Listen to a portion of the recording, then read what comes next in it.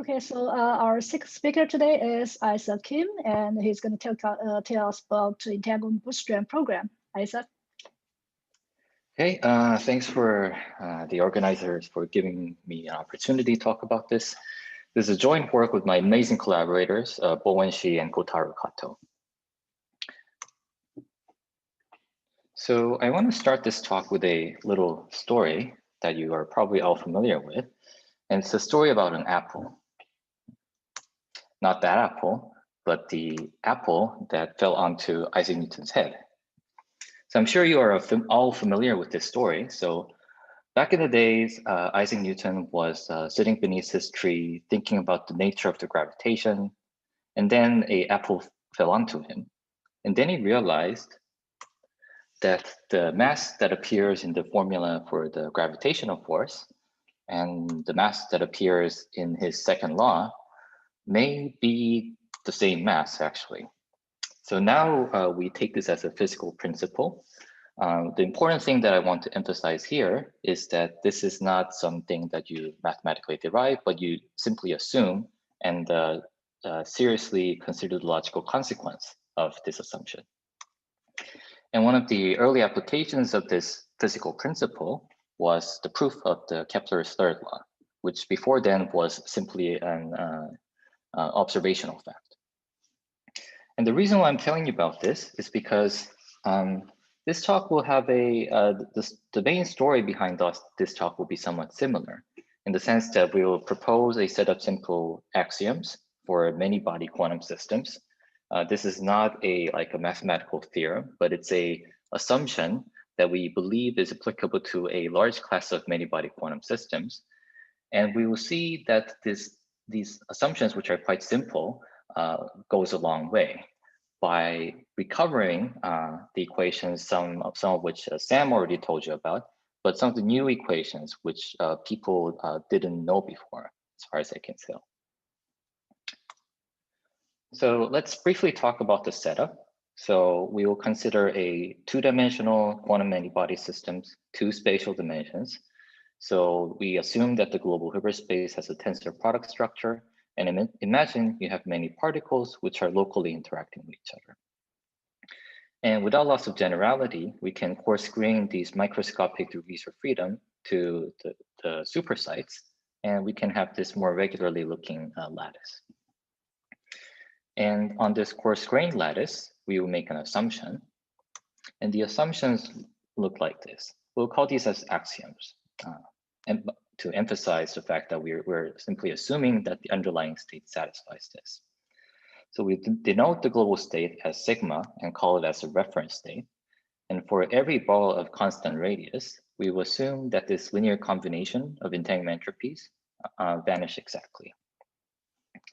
So that's our starting point. And you might be asking why we have introduced these assumptions. And you might also think that these assumptions are quite special and maybe too fine-tuned. One thing that I would like to emphasize is that even though these identities look very special, in some sense they're not. Of course, for general quantum states, we do not expect these constraints to be satisfied. But for a large class of many-body quantum systems, people have calculated these quantities and verified either analytically or numerically that they are satisfied, at least approximately. And there are some interesting counterexamples, which are known as the models that has spurious topological entanglement entropy, which I could tell you more about if somebody asks this question later. But for the purpose of this talk, let's assume that this is true. The entanglement bootstrap program is the program in which we try to answer the following question. So suppose you are given these constraints everywhere, then you ask, what is the space of all possible quantum states which are consistent with these constraints? So for instance, you may introduce these blue subsystems and demand for every ball of constant radius that intersects with these subsystems, you demand the density matrix supported on this blue subsystem to be consistent with those little balls. So you can introduce a ball here, or a ball there, or a ball there, okay? So that's the premise. So at this point, I will pause for the moment and briefly talk about something that looks totally unrelated. It's a topic about topological order. So Sam has already told us a little bit about this. I'll just say that certain gapped quantum many-body systems in two spatial dimensions, such as toric code, exhibits topological order, which can be potentially useful for fault-tolerant quantum computation. Currently, the unifying mathematical language that describes two-dimensional topological order is topological quantum field theory.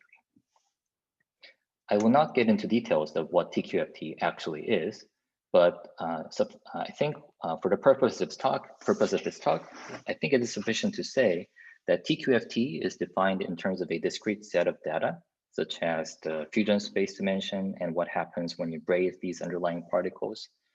And moreover, a set of equations that these data must satisfy, such as these things. In the past 15 years, there has been an intense research effort dedicated in understanding the entanglement properties of ground states, which has a topological quantum field theory description. So these authors showed that if you assume that the underlying state has a valid TQFT description, then the entanglement entropy of a subsystem that looks like this has a leading area-like term minus some correction term, which encodes the data about the underlying TQFT. Although this is not a very rigorous result, this is something that people have studied in solvable models from which you can calculate the entanglement entropy, or numerical methods from which you can again verify this calculation. Another thing that you can easily verify is this. So assume that the entanglement entropy satisfies this formula, then one can easily show that this equation actually implies our axioms, which is a cute observation, but doesn't seem to mean much at the moment. The reason why I switched to topological order and TQFT is because the entanglement bootstrap program is a program in which the role of entanglement and TQFT is completely reversed. So in the past 15 years, what people have done was to start with TQFT, then understand what happens in entanglement. But here, we begin with these two assumptions on the entanglement entropy, and then ask, again, this question. And we don't yet know the complete answer to this question, but we have tantalizing evidence that this space may be, in some sense, equivalent to the space of all possible 2D TQFTs. Obviously, this is a somewhat vague statement, but if you're curious to hear more, I can tell you more about that after the talk. So if this is true, it would be interesting for two reasons. So fundamentally, as a theory, TQFT obeys certain charge conservation laws, which follows from certain symmetries that you impose on the theory. But in our setup, we only have entanglement. We only have assumptions on the entanglement. We did not assume anything about the symmetry or the Hamiltonian. So the fact that you can get a non-trivial conservation law just from entanglement is interesting. Moreover, you may be able to learn new things about the TQFTs. And later we will see that this is not just some naive hope. This is what has actually happened.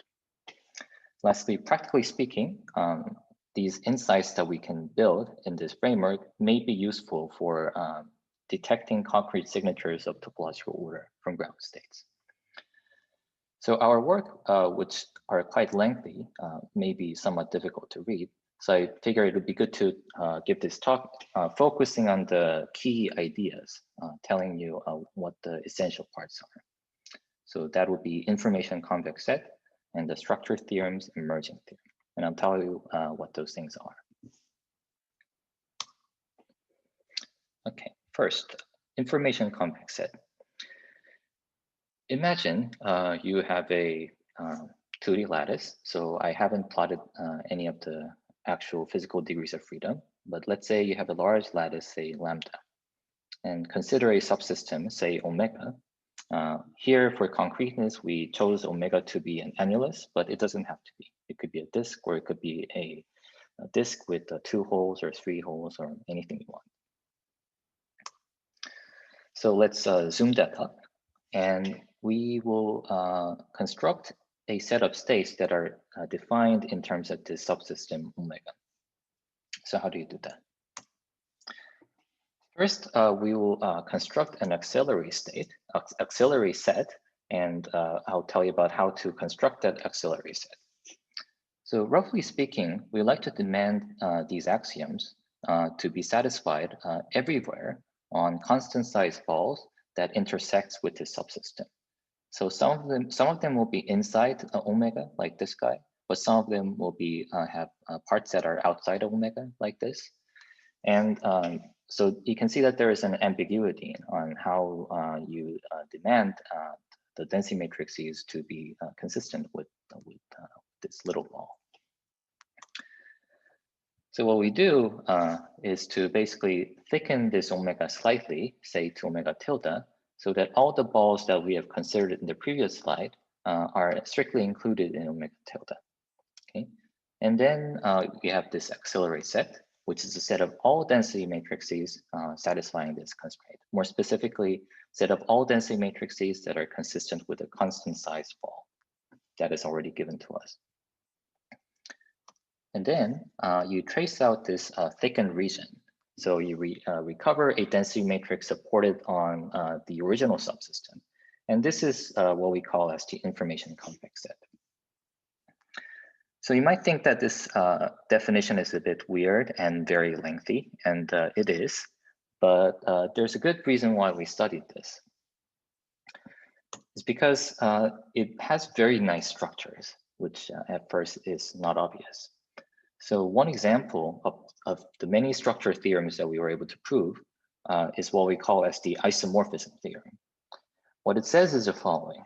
So suppose you have a subsystem, say omega naught, and another subsystem omega 1, and if there is a continuous path between those two subsystems, if there is a smooth deformation between the two, then their respective information convex sets are isomorphic to each other. More specifically, there exists a completely positive trace preserving map from the left-hand side to the right-hand side and vice versa. And by utilizing this isomorphism theorem, one can derive all sorts of very detailed structure theorems that depends on the topology of the subsystem. For example, if you have a disk, one can show that the information convex set of the disk contains a unique element. That's sort of an easy example that was proven a long time ago. A more non-trivial example is an annulus. And in this case, we get something quite special. For an annulus, let's say X, the information convex set, the elements of the information convex set can be written down as a convex combination of density matrices, wherein the extreme points are orthogonal to each other. In other words, the fidelity between, let's say, row A and row B for A different B is exactly equal to 0. Intuitively, a good way to think about these extreme points is to think of them as the topological charges. So for instance, if you have a toric code, these extreme points would correspond to the state in which in the inside, there's either the E particle or the M particle or the identity particle or the fermion. And in fact, this is the way in which we define the extreme points in our theory. You can play this game to all sorts of other topologies, but the most important one after this one is a disk with two holes like this one. And we can show that the information convex set, once we restrict the topological charges to be, let's say, A, B, and C, the information convex set is isomorphic to the state space of some finite dimensional Hilbert space. And of course, the physical interpretation of this is that this is the fusion space of anion A and B fusing into C. What is non-trivial and remarkable is the fact that aside from the fact that this thing is a convex set, it's really not clear why this should be isomorphic to the state space of some finite dimensional Hilbert space. In principle, it could have been anything. But the fact that you can derive structure theorems like this is one of the important applications of our assumptions. And you can, these are just special instances of our theorems. You can play this game over and over. And then to realize that the extreme points and the simplex, extreme points of the simplex and the abstract Hilbert spaces correspond to the topological charges and the fusion spaces, which is kind of cute. But what is kind of shocking is that you can extend this to the regime in which you have a domain wall. So Sam already told us about that, what the domain wall is. So imagine you have two different topological phases, let's say P, Q, colored in different colors. And in this case, there are certain topological charges which we discovered that are, to the best of our knowledge, are new. The examples would be this one, this one, this one, this one, and that one. And also the fusion spaces. These, let's see, I believe these four are already known, but these last two were previously unknown. But that's not even the end of the story. It turns out that you can not only construct new data, you can derive new relations between the elements of the information convex set. And the key idea in deriving those relations is what we call as the merging technique. I should emphasize that when we say merging, we're not talking about the quantum state merging. It's unfortunate that we named it this way, but it is what it is. So let me explain what merging is in our context. So suppose you have a density matrix, which is an element of the information convex set. So this could be any subsystem, but for concreteness, I consider them annulus. And similarly, consider another density matrix on the information convex set Y, which is a different annulus. The theorem says, if these states are consistent over these overlapping region, and if they're in some sense the maximum entropy state, I have not specified the precise condition here, but this is some condition that you can verify internally within rho X and within lambda Y. So if those conditions are satisfied, then you can show that there exists a density matrix which belongs to the information convex set of X union Y. So that would be no longer an annulus, that would be a disk with two holes, which is consistent with both rho X and lambda Y. Moreover, this special state is very special in a sense that it is the maximum entropy state within the information convex set of X union Y. Moreover, its entropy can be expressed in terms of a linear combination of entanglement entropies, linear combination of von Neumann entropies, which can be computed from rho X and lambda Y explicitly. And this is really the key behind all the identities that we were able to derive. Recall that we argued, I claimed that we derived certain structure theorems, which establishes that the information convex set can have a very nice structure. And when you try to compute this maximum entropy state, usually if you have nice structures like this, calculating the maximum entropy state is very easy. So intuitively, it's either if for instance, if you have a state space of some finite-dimensional Hilbert space, it's plausible that the maximum entropy state is the maximally mixed state within that state space. So using this intuition, it's a bit more involved than that, but using this intuition, you can calculate the left-hand side. And what is on the right-hand side is something that is already given to you. So because you can calculate both the left-hand side and the right-hand side, you can establish an identity. Moreover, you can see that on the left-hand side, you have an entanglement entropy of the element of the information convex set over a two-hole disk. On the right-hand side, you have a linear combination of von Neumann entropies over the states which live in the information convex set of either annulus or disks. So this is one way in which you can establish the identities between elements that live in different information convex sets. So what do you get? One of the identities that I like a lot was first proven by Bowen independently. And he showed, using this precisely this partitions, the following identity, where d sub a, d sub b, and d sub c are something that is related to the von Neumann entropies of the extreme points. And this equation is the equation that is used to define what is called as the quantum dimensions of the anyons. So this is one way in which we can define quantum dimensions of the topological charges. But there's even more. So in fact, not only you can recover that well-known equation, you can also, in fact, recover the entire fusion rule. So this is the way in which, this is the basic set of rules that needs to be satisfied, which dictates what happens if, let's say, topological charge A and topological charge B combines into topological charge C. And this is a complete set of equations, which all follows using the identities that I've described in the previous slides.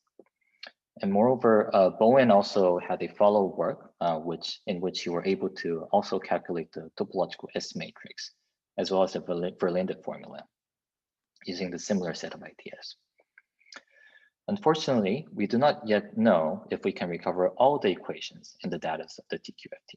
This still remains as an open problem.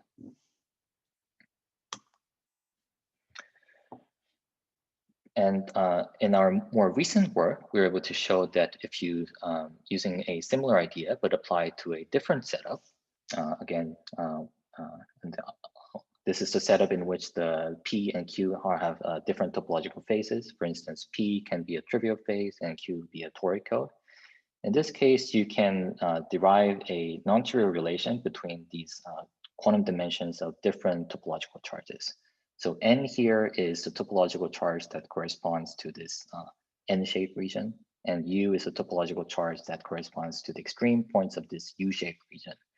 And alpha is something that was already known in the literature. It's defined on this annulus, and many more. So to summarize, our axioms imply these. I would like to first, again, emphasize that our axioms were just these two, and we assumed nothing else. And these impose a highly non-trivial set of restrictions on the information convex sets. And the important points were that one could derive structure theorems to determine the shape of the information convex sets, which could either lead to a conclusion that the information convex set is simplex with orthogonal extreme points, or something that is isomorphic to the state space of some finite dimensional Hilbert space. And once you establish those basic data, you can use the merging theorem to derive the non-trivial identities between the elements of the information convex sets. And initially, we were content with deriving the known TQFT identities, just using from this simple assumption. But later, we were somewhat surprised to realize that there were new set of data and new set of equations that you could deduce from this simple assumption. So that's kind of interesting. So I believe there's a lot of future directions that we can pursue. One is the generalizations, either to the higher dimensional setups or to, let's say, codimension 2 defects, or by including symmetries. So these are straightforward things that we that I expect to be able to be worked out straightforwardly. But more generally, it looks like the merging theorem, which is first due to Kotaro and his collaborators, is very powerful. And one might ask, what else can you do with this theorem in a more general context? So one application that I'll be standing next to will be in the poster session tomorrow, which is about the quantum marginal problem. And even more abstractly, one might ask, we were able to derive a whole bunch of conservation laws just from entanglement. And I think it's worthwhile to ask if there is a more general theorem that subsumes our result as a special case. And lastly, we do not know if the identities we discovered can be actually derived from the existing knowledge about TQFTs. So establishing that will be also important work. Okay, thank you. That's it. Okay, thanks, Isaac. Actually, your co-author is helping you answering questions on Slack. But let me take the privilege to ask you a question, because you are mentioning this quantum marginal problem. Can you give a little bit description on what is in your mind on that?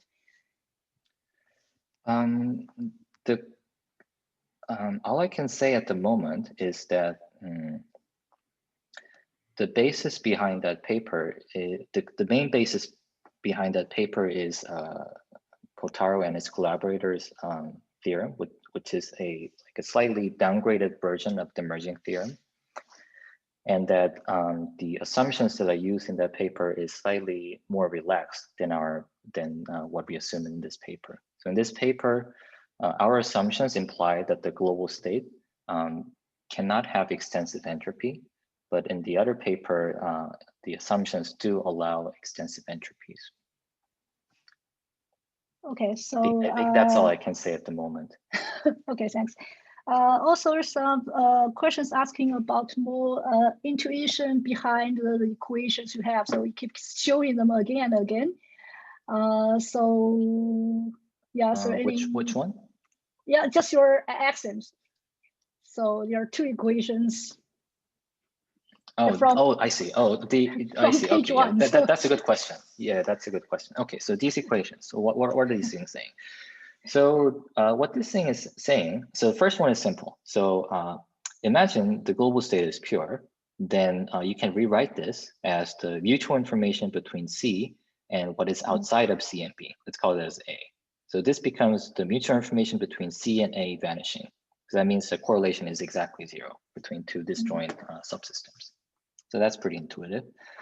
On the right-hand side, this is more subtle.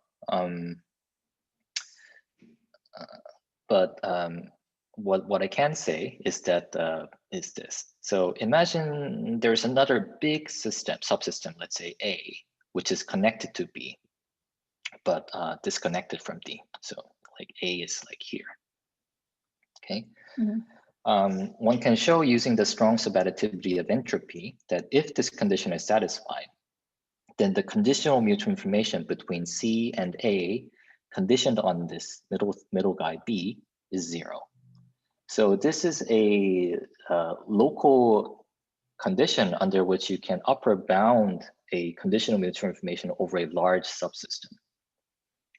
So that's the utility of this assumption. But the intuition is, I'm not sure, actually.